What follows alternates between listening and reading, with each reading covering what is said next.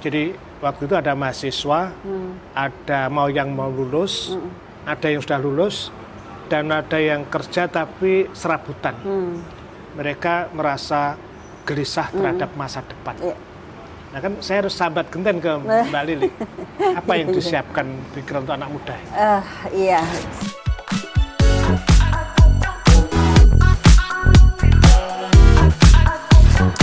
Akhirnya saya harus ketemu dengan, nggak tahu ini saya nyebutnya ini adik kelas apa apa teman, tapi adik mungkin kelas ketemu di sini. Tapi saya mungkin lebih banyak banyak menemui orang-orang yang menurut saya berdampak, istilah sekarang menjadi dampak, dan orang ini yang seringkali bukan orang, yang lembaga yang saya sering rasani, yaitu Dewan Perwakilan Rakyat baik DPR RI maupun DPRD. Mengapa saya sering rasani? Karena pengetahuan saya terhadap Dewan itu adalah orang-orang yang mewakili saya dan teman-teman. Dan kemudian ada Hajah Lili Hendarwati. Mbak Lili ini menurut saya orang yang ya rada setengah gendeng. Anak kancane.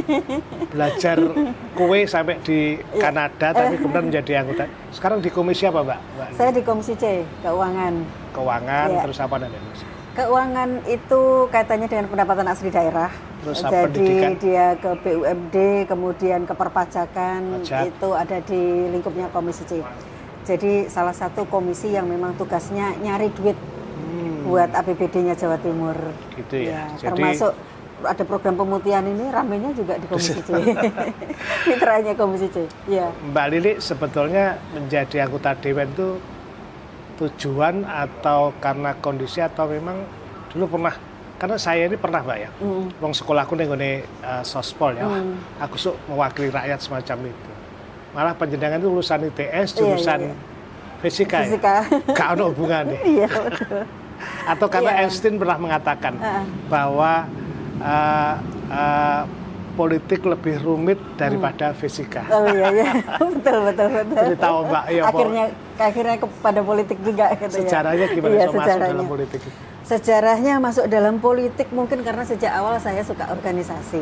Bahkan sejak kecil saya tumbuh dalam kehidupan selalu dalam lingkup organisasi. Sehingga sosialisasi bersama dengan orang itu merupakan kebahagiaan tersendiri gitu. Kemudian ketika di kampus juga masih aktif di organisasi dan suka ngaji gitu ya, bareng dengan teman-teman. Kebetulan nih saya ketika bersama dengan suami, mengikuti suami di Kanada, ternyata teman-teman bikin partai. Namanya Partai Keadilan waktu itu. Tahun berapa ya? Tahun 1998. Ketika reformasi. Itu ketuanya Pak siapa yang mendirikan? Hidayat Nur Wahid. Ya, itu senior di Gajah Mada. Iya, betul. Dan kemudian karena itu kami juga kemudian masuk, ya saya ya, bukan suami ya, suami kebetulan kan PNS ya. Saya masuk di PKS, merasa tergerak ya, untuk kemudian juga ikut berkontribusi ke masyarakat. Karena bahasa pembelajaran di kami selama ini kan bagaimana kita bisa menjadi khairun nas anfa'uhum linas. Orang yang benar-benar bisa memberikan kebaikan ya bagi orang lain, kemanfaatan kepada orang lain.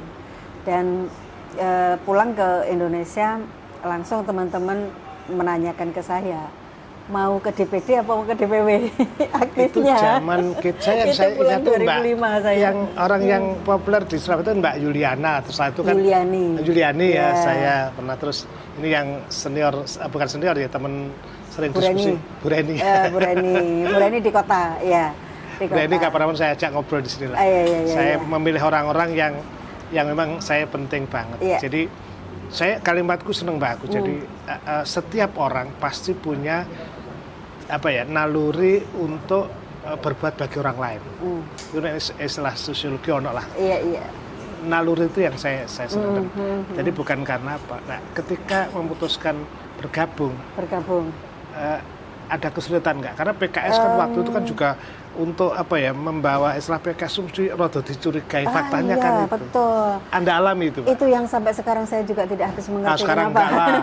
Sekarang enggak lah. Sekarang tidak. PKS sudah bahkan PKS partai yang apa ya, yang banyak diharapkan kaum muda. Iya, kita juga selalu berada di setiap orang dan mereka menyampaikan harapannya walaupun mereka tidak memilih. belum kalau memilih. nanti Mbak Lili udah keliling, udah pidato, sudah ngelatih orang. Iya. Jadi begitu pulang, kemudian teman-teman menyambut dan mengajak saya dalam satu aktivitas begitu, apakah kemudian struktur daerah atau struktur wilayah. Awalnya suami juga bilang, udah di wilayah aja mungkin tidak terlalu banyak kegiatan. Waktu itu masih punya bawa 4 anak nih, 4 anak kecil-kecil, bocil-bocil. Nah di situ mulai kemudian di struktur, dan kemudian setiap kali kami ada perhelatan politik, ya kampanye, pemilu, wes diikutkan gitu. Padahal saya juga orang baru waktu itu 2009, saya mulai jadi caleg pertama itu 2009. Lumayan lah dapat tetap di provinsi waktu itu. Jadi memulai dari provinsi kalau saya, karena kebetulan saya pengurus Lili provinsi. Endarwati tidak datang dengan tiba-tiba. Iya betul, tidak dengan tiba-tiba. Poin pentingnya di situ itu menurut saya. Jadi yang pertama 2009 saya datang hanya dapat 2.000 suara. Surabaya dan Sidoarjo waktu itu untuk provinsi. 2014. Kemudian 2014 saya dapat suara 5.000. Agak bertambah banyak karena mulai banyak teman. Mulai kembali stay di Surabaya, bisa menikmati Surabaya sesungguhnya. Bisa ya terlibat total. Tapi masih ada bocil-bocil. Artinya tidak, gerakan saya mungkin tidak terlalu terlalu banyak begitu. 2014, 2019 masih diajukan lagi. Nah, 2019 ini saya memang betul-betul sudah lepas dari anak-anak ya, maksudnya anak-anak sudah cukup dewasa. Saya sudah cukup sering jalan-jalan karena juga kebetulan saya waktu itu berada di bidang perempuan dan ketahanan keluarga di PKS. Jadi lingkup saya sudah di Jawa Timur, udah jalan-jalan kemana-mana. Dan berhasil pada 2024 kemarin. Saya 2019. 2019 ya, udah masuk ya. Okay. Tepatnya 2019 itu sebenarnya saya suara kedua. Suara kedua. Tetapi suara pertama ketua DPW pada itu 1 bulan beliau situ. Sehingga saya PAW, Pak Arif. Okay. Ustadz Arif yang kemudian beliau situ 1 bulan setelah dilantik, maka suara keduanya adalah saya. Oke, Mbak. Tapi itu perjuangan. Iya, perjuangan. Tapi saya nggak lihat itu perjuangan Mbak Lili sendiri, tapi hanya gini, Mbak. Betul. Saya datang dengan sangat serius karena hampir tiap malam Sabtu, malam Minggu itu ada banyak orang-orang mahasiswa, teman, anak-anak muda terutama itu datang ke rumah saya. Intinya 6 kata, 6 huruf SAMBAT, sambat. Iya. Malu. Saya pikir lah, kalau sambat gini pada saya lah, terus aku sambat sopo, saya ikut Mbak Lili, saya baca terus track recordnya, ini saya keren, akhirnya saya menemui Mbak Lili. Problem kita adalah galau, gelisah. Jadi waktu itu ada mahasiswa, ada yang mau lulus, ada yang sudah lulus, dan ada yang kerja tapi serabutan. Mereka merasa gelisah terhadap masa depan. Nah kan saya harus sambat genten ke Mbak Lili. Apa yang disiapkan pikiran untuk anak muda? Iya, sebenarnya Dewan ini kadang orang itu menganggap sebagai orang yang pasti tahu semuanya dan kemudian pasti punya solusi semuanya. Padahal sebenarnya kami ini kan sebagai satu khasnya adalah dalam fungsi kami ini sebagai jembatan ya antara masyarakat dengan pemerintah. Dan tentu apa yang kami bawa ini lebih banyak kepada ide-ide yang muncul dari apa-apa yang menjadi aspirasi kami di PKS. Ya kan memang aku butuh idenya Mbak Lili gitu loh, solusinya itu loh. Terkait dengan itu memang selama ini yang kita lakukan, yang pertama tentu sebenarnya kita selalu memberikan motivasi kepada anak muda ya. Oke lah, sudah jadi sarjana, kalau bisa tidak hanya menjadi pekerja dari orang lain, tapi bisa jadi mereka harus jadi bos bagi dirinya sendiri. Jadi bos. Gimana? Bisa diulang, Mbak? Ya. Tidak hanya menyiapkan diri sebagai pekerja bagi orang lain, tetapi harus menjadi bos bagi dirinya sendiri. Atau orang lain. Dan orang lain, bukan atau, dan orang lain. Aku sering pidato pada mahasiswa tapi nggak ada perubahan itu loh, Mbak. Ini lepas dari anggota Dewan, Mbak Lili kan yang pengalaman internasional ya. Kira-kira apa Mbak ya kira-kira yang kreatif apa yang kira-kira harus di Iya. Kalau di kita memang, tapi sekarang sudah banyak perubahan ya kalau saya melihat. Jadi di kita ini memang dulu anak belajar itu teori. Tidak terlalu banyak hal-hal yang kaitan dengan bagaimana kemudian mempersiapkan anak memiliki keterampilan, sehingga kalaupun mereka terpaksa harus keluar dari SMA misalnya, lulus SMA ya misalnya, mereka sudah punya potensi khusus. Nah, dulu kan enggak, SMA lulus SMA sudah selesai. ya. Nah, kalau sekarang kita, anak-anak kita ini sudah disiapkan dengan keterampilan-keterampilan yang kalau mereka kemudian Mbak, lulus, sambil minum Mbak. boleh ya, sampai mereka lulus ini nanti akhirnya juga punya sesuatu yang mereka bawa. Alternatifnya adalah pekerjaan yang memang bisa memungkinkan untuk mereka bisa mendapatkan cuan, ya, kan begitu. Atau sekarang juga kita mendorong pemerintah ya, kalau kita melihat bahwa SMK ini sekarang kan sudah berbeda ya, mutu SMK kita sudah berbeda. Ketika mereka keluar dari SMK pun mereka sudah punya keterampilan yang berbeda. Oke. Kalau dulu apa SPG, SKO gitu kayaknya bagaimana begitu ya, tapi sekarang kan tidak ya. Bagaimana itu maksudnya gimana? Bagaimana itu seperti sekolah kedua. Oh, ya. oke. Atau untuk orang-orang tertentu, tapi sekarang kan enggak. Dianggap Karena apa? warga kelas 2, kelas SPG. Betul. Jadi kalau sekarang guruku nek wis gak ketompo iki baru sini. Betul, iya. Sekarang enggak kan? Dulu seakan-akan orang hanya bisa masuk ke perguruan tinggi ketika dia lulus SMA. Tapi sekarang kan enggak. Semua dari boleh. SMK pun sudah dibuka. Madrasah aliyah juga boleh, betul. dan sekolah SMK boleh. Iya. Kalau apa ya, dengan perubahan ini kira-kira perlukah misalnya tadi kan mendorong kan yang saya hadapi anak-anak yang bingung semacam itu. Iya. Nah, ini kan saya wajib dong menyuarakan Ya, kepada siapa lagi kalau saya nggak sambat ke anggota dewan itu loh. Yeah. Dan saya senang ada anggota dewan yang menemui saya untuk diajak bertemu karena Mbak Lili ini kok anu ya, tukang protesnya dihadapi ya. Kan problemnya bagaimana kita ketemu dan kita bahas bareng. Saling gitu. membahas ya semuanya. Karena memang kita ini kan harus melakukan sinergi dan kolaborasi, katanya begitu. Zaman sekarang itu bukan zaman untuk lagi bermusuh-musuhan. Tapi kalau bisa kita saling bersinergi, berkolaborasi, apalagi akademisi dengan dewan. Ya, kita perlu banyak sekali masukan dari para akademisi. Jadi, untuk memberikan sebuah usulan ini. Saya ketemu Mbak Lili itu karena Pak Suko tukang ngritiki dewan, ojo ditemoni. Tapi enggak, saya gak kritik. Karena kecintaan saya, karena wakil rakyat, representasi rakyat. Lah, Mbak Lili saya coblos, dicoblos orang banyak. Ya sudah, kan saya kasih mandat kan. Iya. Mandat sangat itulah yang saya kira. iya. Apa Mbak yang biasanya ditemui di lapangan, hal apa? Iya. Sekarang kalau di lapangan meletus di gang-gang, tentu pertama yang kita lihat memang belum adanya kesetaraan di dalam kesejahteraan kita. Ya. Keadilan yang belum merata. Anda akui itu ya? Iya, kita akui. Masalah pendidikan, masalah kesehatan masih menjadi masalah yang utama. Ekonomi apalagi. Sekarang ketambahan dengan tenaga kerja yang juga semakin berkurang. Ya, peluang untuk tenaga kerja semakin berkurang. Karena tadi kalau kita bilang menyemangati anak muda utamanya yang lulus sarjana untuk menjadi bos, maksud saya karena banyak sekali dari warga kita ini yang justru kurang berpendidikan, yang mereka belum bisa untuk menjadi bos misalnya. Nah, ini kan harusnya yang memiliki pendidikan lebih tinggi inilah yang lebih punya banyak. Apa ada yang salah dalam pendidikan? Bisa jadi kan? Karena ketidaksiapan untuk memberikan keterampilan itu tadi. Atau si anak, sebenarnya kita juga tidak bisa menuntut ya. Harusnya juga sebagai kita hidup sekarang di zaman sekarang ini, anak-anak kita juga harus melek untuk bisa memiliki keterampilan. Ya, oke. Ya. Sekarang misalnya gini ya, Mbak Lili mengharapkan mahasiswa menjadi bos. Ada nggak sekolah khusus yang menjembati setelah dia lulus, misalnya program? Kalau enggak ya nanti tolong diperjuangkan Mbak ya.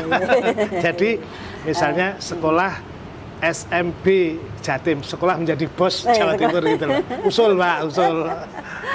Iya, sekarang itu kalau saya melihat sebenarnya anak muda kita ini lebih kreatif. Bahkan anak-anak muda ini banyak yang memulai dari nol dan kemudian menjadi para orang-orang yang berhasil. Tapi harus memulai dari nol.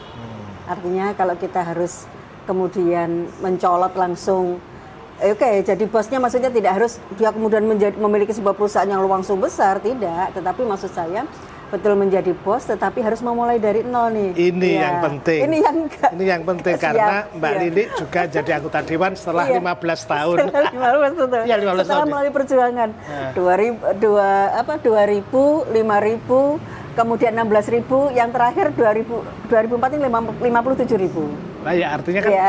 tidak pernah lelah toh Mbak. Tidak artinya pernah itu. lelah, iya, Kan kadang-kadang betul. sekarang lagi sidik terus ngelamar pekerjaan mutung. betul. Jadi Iya. anak Jawa Timur konon cucunya Gajah Mada, petarung. Betul, petarung. Apalagi anak Surabaya. Surabaya ya. Iya. Surabaya ini bahasanya adalah cucunya Bung Tomo. Iyakah anak-anak yang cucunya Bung Tomo ini kemudian hanya sekali, 2 kali, kemudian tepar kan? Ya Nah, kalau malu, saya pikir kan? Surabaya itu representasi daerah Jawa, Timur ya, ke puncak semuanya. semacam itu. Iya. Mbak Lili benar-benar jalan-jalan ya bukan soal gorong-gorong ya. Tidak ke Kerusuhan Kerusuhan saya. ke Iya. rumah-rumah itu. Betul. Mungkin kalau menelusuri seluruh IG saya ada banyak kegiatan-kegiatan dengan mereka. Jadi saya biasa mendapatkan undangan. Undangan ini tidak sekedar misalnya meresmikan ABC. Ya, tapi mulai undangan 17-an. Kalau sudah undangan 17 begini, Pak Soko, kita bisa mulai dari pagi, bangun jam 5, mulai dari ada yang berangkat minta diberangkatkan ke Wali Songo misalnya. Kemudian ada yang jalan sehat, ada yang kemudian upacara, kemudian kita diminta ikut, ada yang kemudian lomba kita diminta ikut pagi sampai malam ini. Mbak, bisa jadi seperti itu. Melihat masyarakat yang tiap hari ngeteri proposal. Iya. Tahu ya. Tahu lah saya kadang-kadang ya kasihan anggota dewan yang masak nirek rumah tangga ini kudu dipikir. Mosok Iya, 17 Agustus tiap bulan. Betul. Sunatan. Setiap momen adalah. Ya, Iya. nah, sekarang persoalannya kemudian gimana membangun sinergi gitu loh. Mbak Lili orang yang sangat terbuka, gelem dikritik, mau mendengar saran. Sekolah ini kan tidak di TS tapi di masyarakat juga kan dapat di mana-mana. Justru itu yang lebih mengena ya. Kadang mungkin dari hati ya Pak Soko. Jadi kalau kita turun ini sebenarnya kemudian kan kita merasakan betul nih kebutuhan masyarakat ini apa sih ya. Kalau mereka sudah bilang terkait dengan pendidikan, Bu, di sini perlu untuk dibangun SMK misalnya. Atau Bu, di sini kita perlu untuk pemberdayaan perempuan. Karena banyak juga masyarakat kita, apalagi Jawa Timur ini kan sekarang menjadi number one untuk tingkat perceraian, Pak Soko. Dampaknya tentu banyak perempuan tunggal, single mom, yang mereka harus berjuang sendiri bersama anaknya. Ya. Saya diam karena kemarin saya juga seminar soal itu bagaimana banyaknya anak-anak yang ada surat dispensasi. Betul. Itu saya cek ternyata dia hamil duluan karena apa? Karena orang tuanya harus pergi ke sana kemarin akhirnya terjadi semacam itu. Ini yang saya kira termasuk harusnya jadi gagasan. Ini kan pembangunan non fisik kan juga penting, Mbak. Betul, ya. Saya di RPJMD kebetulan saya salah satu anggota pansus, Pak Soko, dan saya membawa satu ide ya, gagasan ya. Tidak hanya saya, tapi dari partai memang juga menyampaikan, dan selama ini memang kami kalau di partai ini penekanan pertama kaitan dengan ketahanan keluarga. Jadi kalau kita bicara ke masyarakat tentang infrastruktur, tentang ekonomi, tentang pendidikan, tentang kesehatan, itu nonsen kalau kita kemudian tidak menguatkan yang lebih menjadi pondasi kita, yakni keluarga itu sendiri. Keluarga yang memiliki ketahanan yang luar biasa. Saya matur nuwun itu. Kenapa saya matur nuwun? Saya cerita tapi jangan bilang siapa-siapa. Saya kan suka nonton film Korea. Korea itu dalam kerajaan itu juga sudah memikir seperti itu. Bahkan ketika penduduknya ada yang belum menikah sudah pada usia umumnya, maka mereka ada rapat desa yang kemudian kerajaan itu memikirkan itu. Dan itulah yang kemudian Korea hebat karena bangunan jiwa itu lebih penting. Ini makanya PKS itu yo seneng aku, artinya dia kan banyak yang ada pikirkan itu. Yang dikuatkan utamanya adalah pondasi awal. Karena apapun masyarakat itu pondasinya adalah keluarga. Kalau keluarganya aman, nyaman, tentram, ketahanannya kuat, maka insya Allah masyarakat yang terbentuk yang muncul kan masyarakat yang kuat juga. Begitu. Itu persoalan di sekitar kita tapi jarang dipikirkan. Nah, implementasinya untuk membangun keluarga kalau dalam RPJMD bentuk apa? Ketahanan keluarga kita bisa menguatkan dengan pemberdayaan ekonomi keluarga, tentu. Lewat salah ekonomi satunya, ya, lewat ekonomi. Kalau tadi saya sampaikan, sebenarnya yang jadi pemikiran saya yang paling berat ini kan setiap kali melihat bahwa hasil tingkat perceraian di Jawa Timur itu tinggi. Dulu nomor 2, sekarang malah nomor 1. Itu kan membuktikan bahwa keluarga-keluarga kita ini rentan, ya. Dan itu bisa menjadi sebuah PR besar, karena akan terjadi ketergantungan, ya. Kalau kemudian kita tidak memperhatikan tentang pemberdayaan orang-orang yang kemudian terpaksa harus menjadi single mom ini, dan mereka hanya kemudian menggantungkan dirinya kepada pemerintah, nggak cukup ini dana pemerintah, tentu, ya. Dan juga tentu tidak mendidik kepada masyarakat itu sendiri. Maka yang penting adalah bagaimana saya kira pemerintah ini bisa menguatkan mereka dengan memfasilitasi terkait dengan pemberdayaan, pelatihan kayak yang akhirnya mereka bisa kemudian mandiri secara ekonomi, ya. Kemudian mandiri di dalam memberikan pendidikan kepada para putra putrinya, misalnya seperti itu. Dan kalau itu sudah ada, saya kira peran pemerintah itu kepada masyarakat itu betul akan terasa begitu. Dan pikiran itu Anda perdebatkan, Anda wacanakan di ruang-ruang politik, ruang DPR itu.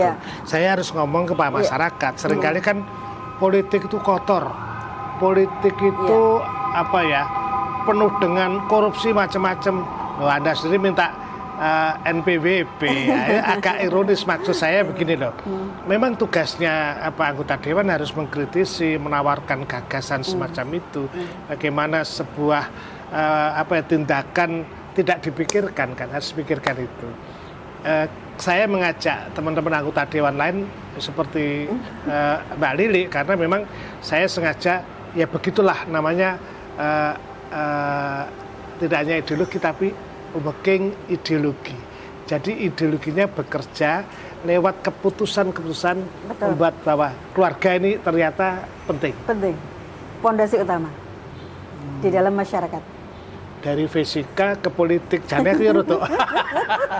Tidak, semuanya kan nanti beruntun ini terjadi momentum. Tapi Mbak, tapi kan dari awal Mbak Lili kan memang sudah sudah suka membantu. Kan anggota dewan tuh sebetulnya naluri ini yang saya pelajari dari hampir semuanya, mayoritas itu anggota dewan itu punya kecenderungan untuk membantu. Betul, iya betul. Sedih kalau lihat orang yang menderita itu, betul. Ada naluri semacam itu. Tapi kan harus ngitung kekuatan dan sebagainya itu. Nah biasanya kalau kembali soal kegelisahan anak-anak muda semacam itu, tadi dari keluarga kuat nanti menghasilkan SDM bagus.